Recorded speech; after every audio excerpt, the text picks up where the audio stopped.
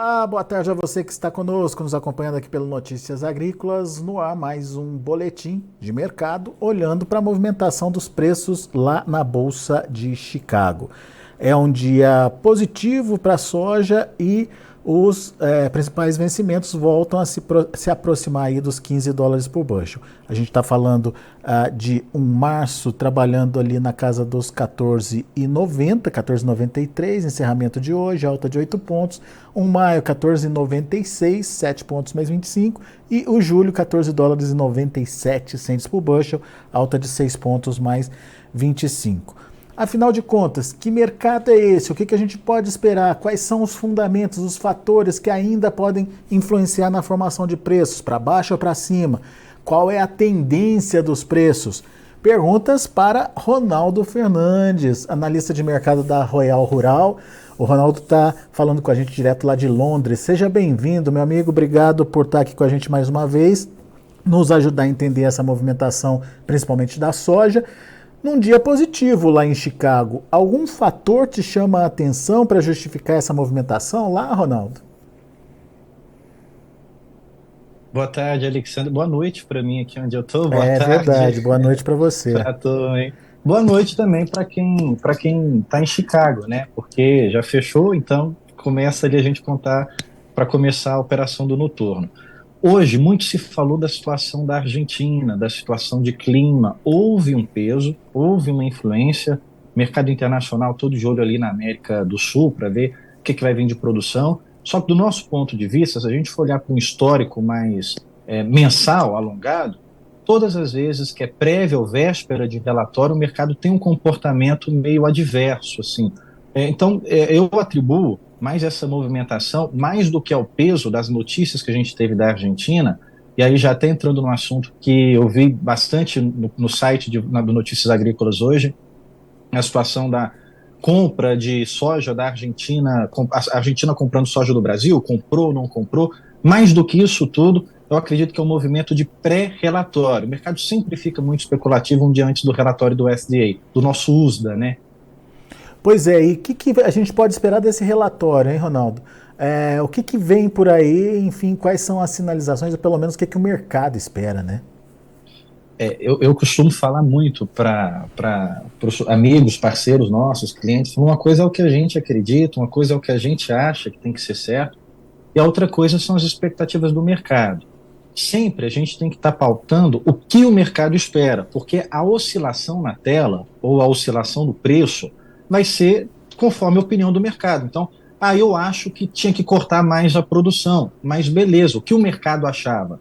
O mercado, por exemplo, espera um corte de número ali para a Argentina, o USDA está colocando cerca de 49 milhões de toneladas, e o mercado espera que seja cortado esse número para 46 milhões de toneladas. Então, esse é o número. Mas eu acho que tinha que cortar mais, porque a situação lá está bem difícil. Não importa, importa é o que o mercado tem a expectativa dele. Então, se vier um número muito abaixo de 46, pressão de alta. Se vier um número acima de 46, pressão de baixo. No entanto, eu gosto de frisar bastante que antes de Chicago precificar a soja internacional, ele é a referência para a soja dos Estados Unidos.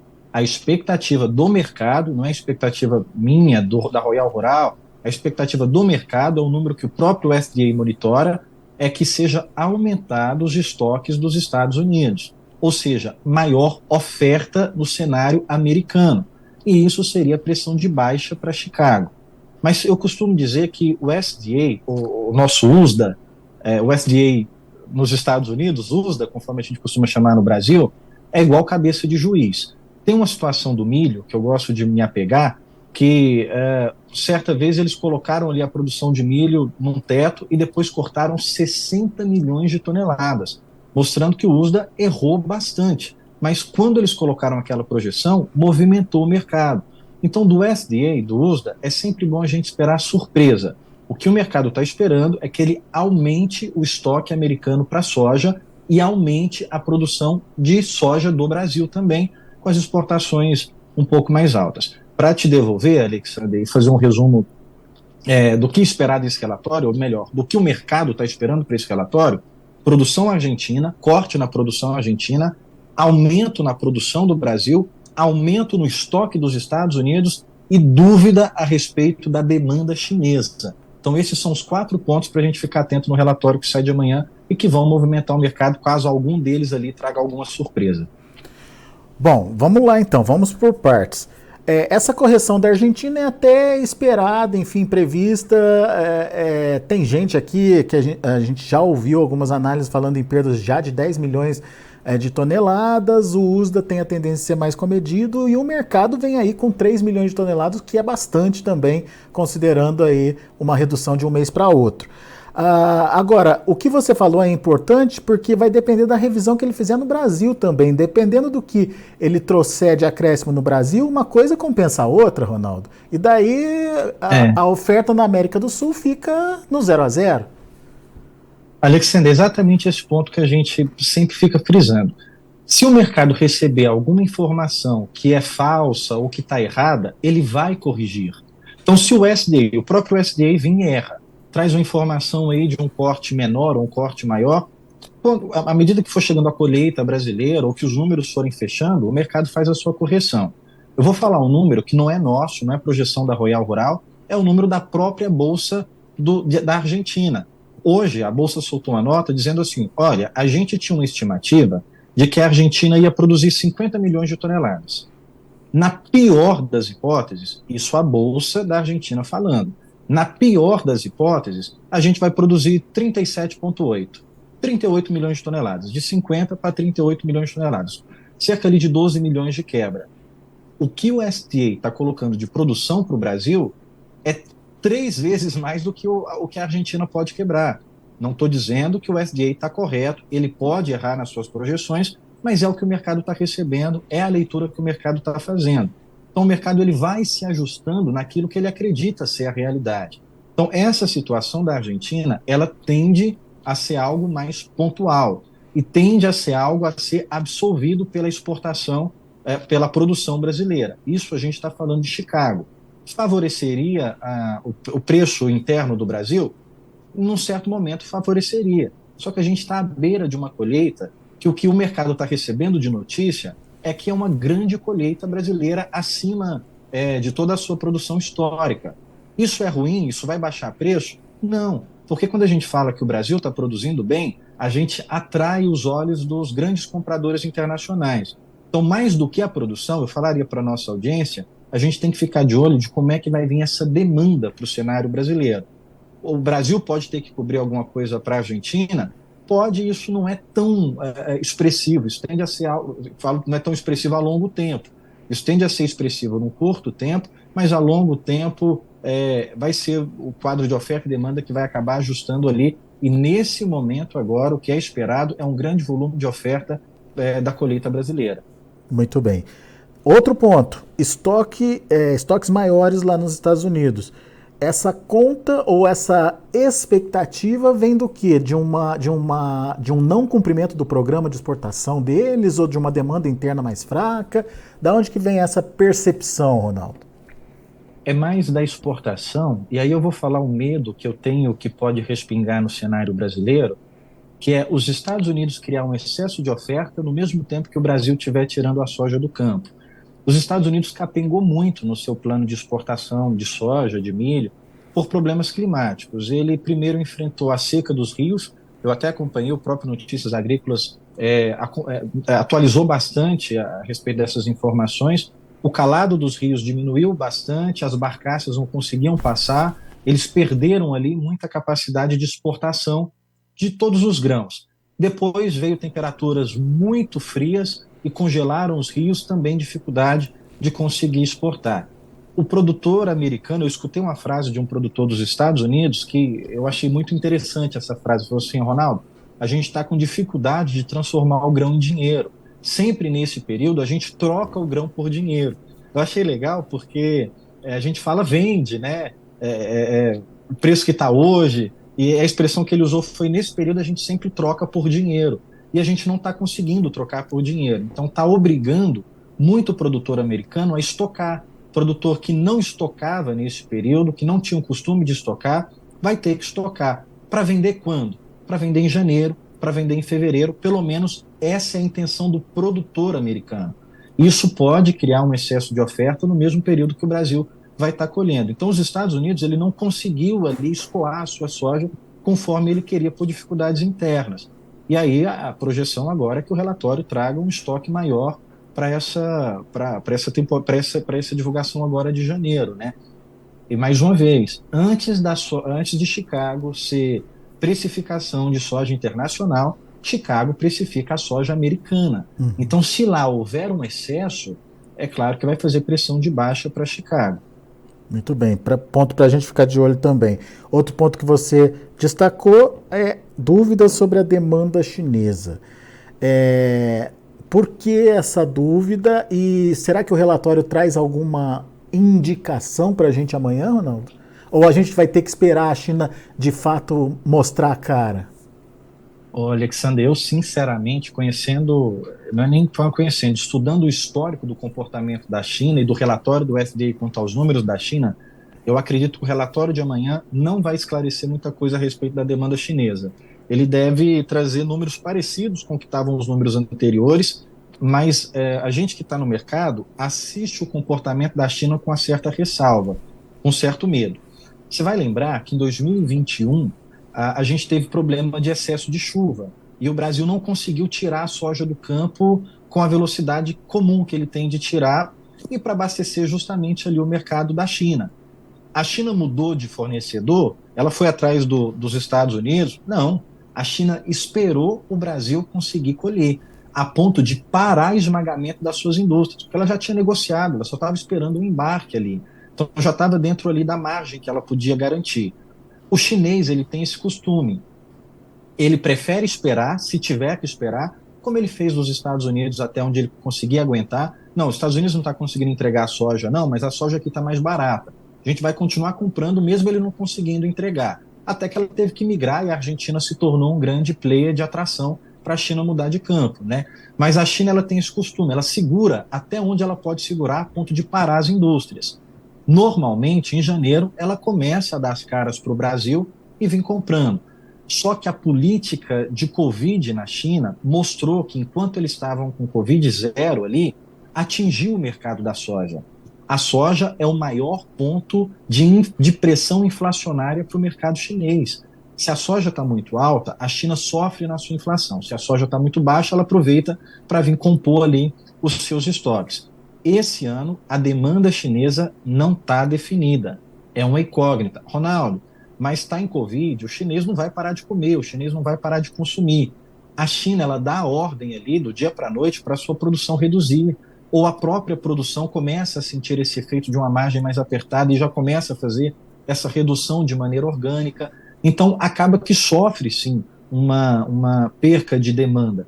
Então, essa demanda da China, eu acredito que o relatório pode não refletir ela ainda amanhã, mas ela fica no mercado como uma dúvida e pode estar movimentando de médio a longo prazo no preço das cotações em Chicago. E até no prêmio do Brasil também, viu, Alexandre? Pois deixa eu ver se eu entendi. A China, aparentemente ou tradicionalmente, tem necessidade de compra nesse período do ano. O problema é o ritmo que vai acontecer essa compra, seja por conta da Covid, seja por conta da própria inflação lá na China, Ronaldo, que, enfim, tira o poder de compra aí dos chineses, enfim. E é esse ritmo que a gente precisa entender como vai ser para daí sim determinar se preço sobe, se preço cai, se preço fica estável. É isso? Perfeito, é exatamente isso. Amanhã, quinta-feira, a gente tem os Estados Unidos mostrando ali as suas novas vendas.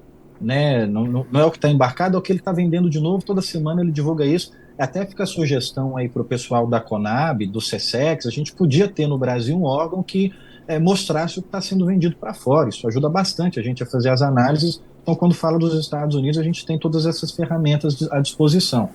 E amanhã a gente está com até uma certa ansiedade para saber se a China está com a mão pesada no cenário americano, ou se ela vai reduzir a mão, ou por necessidade de reduzir demanda, ou por necessidade de vir para o Brasil. Então, ainda está muito escuro.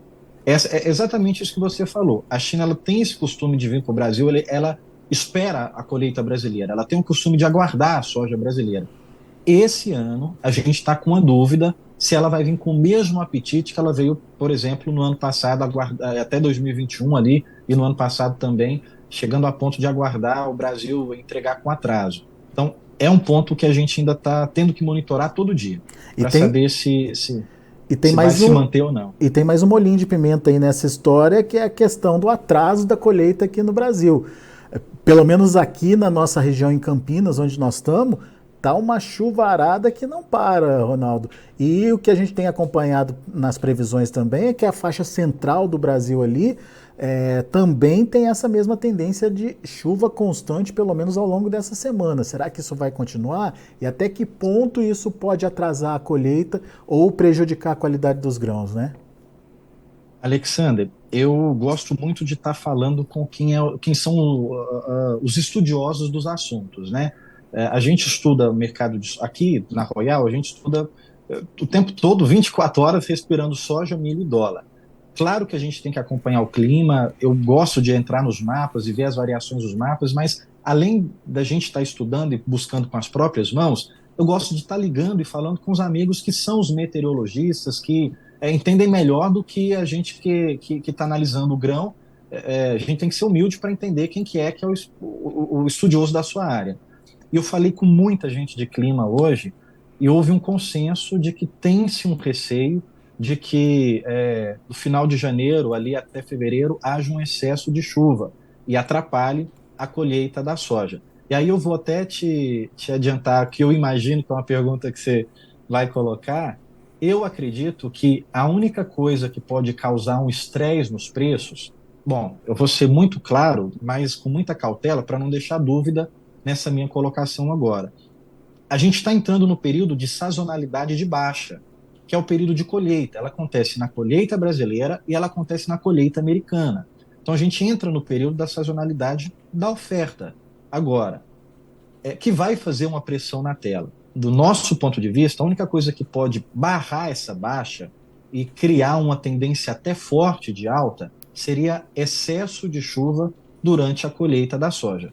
Chuva durante a colheita pode até ter, mas tem que ser aquela chuva parecida com o que aconteceu em 2021, que prejudicou a qualidade de muita soja, que fez os prêmios e Chicago sentirem ali isso na veia, a ponto de refletir no mercado físico. Chuva, a gente meio que está um consenso dos meteorologistas de que vai haver, mas excesso de chuva pode fazer com que Chicago ultrapasse os $15, que ele está aí batendo no teto e volta, bate no teto e volta. O clima é o único ponto que pode fazer com que o preço da soja suba forte durante a colheita. A gente está falando desse assunto. Atraso na colheita do Brasil passa a ser mais importante do que quebra na safra argentina nesse momento, então, Ronaldo? Eu falo isso, eu confirmo sem ter medo de errar, sem sombra de dúvida. O Brasil ele é muito mais expressivo. A Argentina ela é muito importante na produção, no esmagamento, ela é a maior em óleo, a maior em farelo, essas coisas que a gente já sabe. Eu vou falar que já sabe, confiando que a audiência acompanha vocês aqui com frequência, porque eu sei que vocês estão colocando isso o tempo todo, essa informação, mas no ponto de vista da soja in natura, do grão soja, o Brasil é o maior do mundo. Uhum. Então, falar que o Brasil atrasou a colheita de soja, isso é muito mais impactante do que uma Argentina quebrar 10 milhões, 15 milhões de toneladas, porque, mais uma vez, a Argentina quebrando vai ser um sentimento pontual, porque o Brasil vai oferecer essa cobertura e aí a demanda que vai ter que ajustar para a gente saber como é que vai ficar o equilíbrio da balança. Só que o Brasil atrasar a colheita, aí cria uma tendência a mais longo prazo. Então esse é o monitoramento que a gente está fazendo agora. Primeiro cenário, Brasil colhendo tudo bem, a gente tem uma pressão de Chicago arrefecer, perder valor. Uhum. Brasil tendo um clima mais dificultoso para a colheita, a gente tem o maior momento de pressão para Chicago, aí ele pode romper os 15 e ir bem mais alto do que os valores que a gente está praticando agora.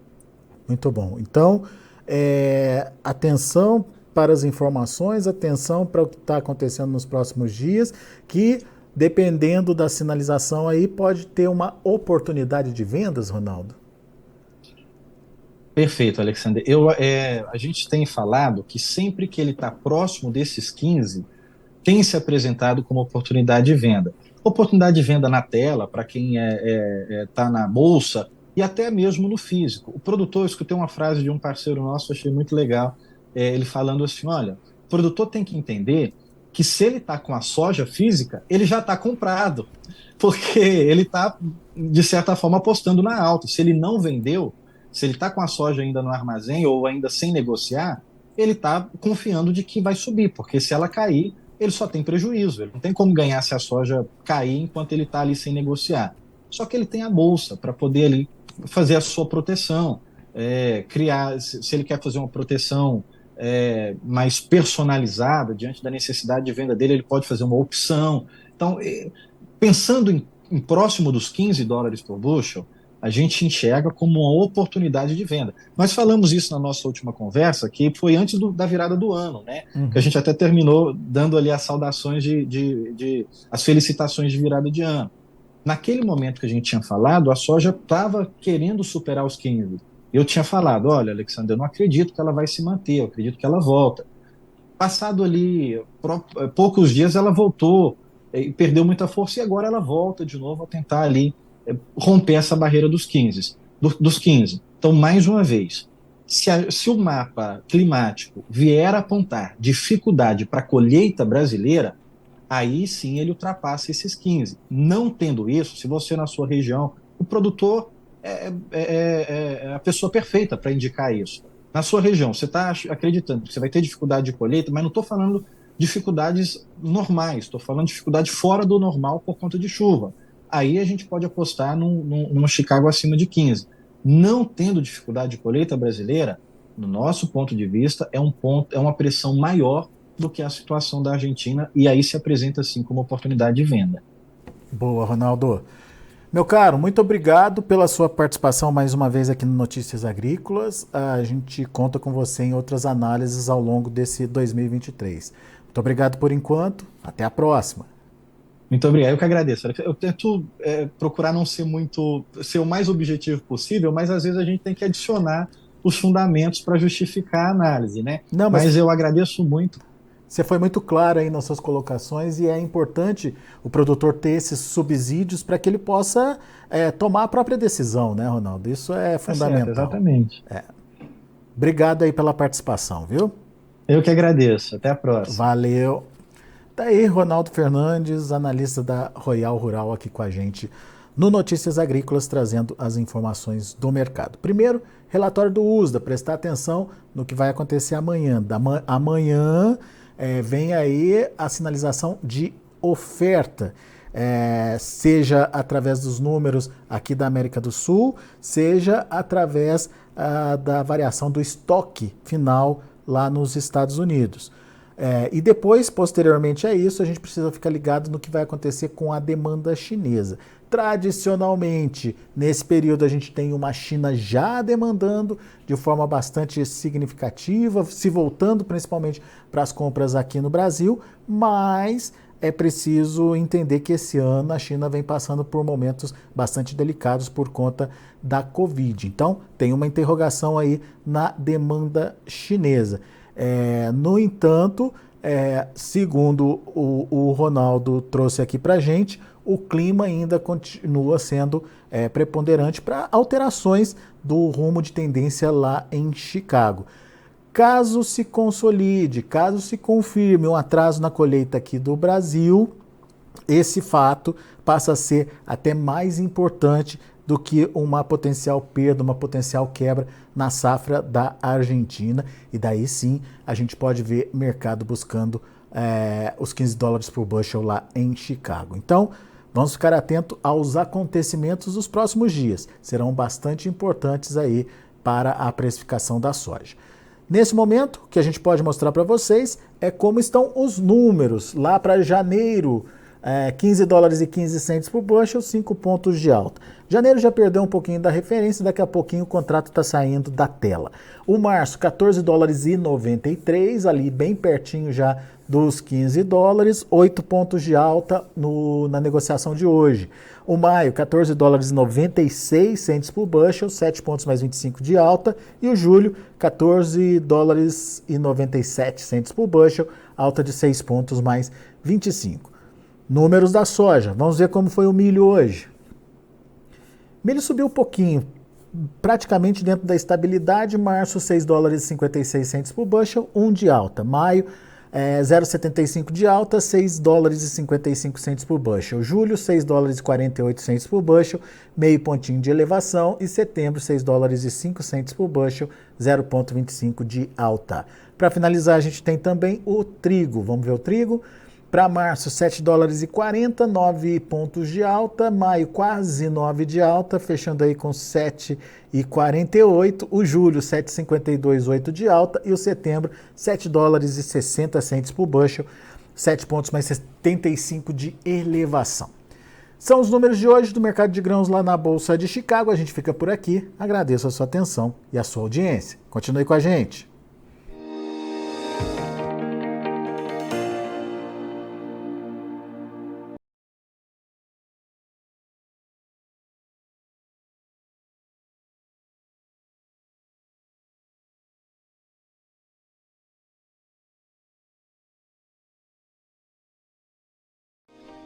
Se inscreva em nossas mídias sociais. No Facebook, Notícias Agrícolas. No Instagram, @Notícias Agrícolas. E em nosso Twitter, @Norteagri.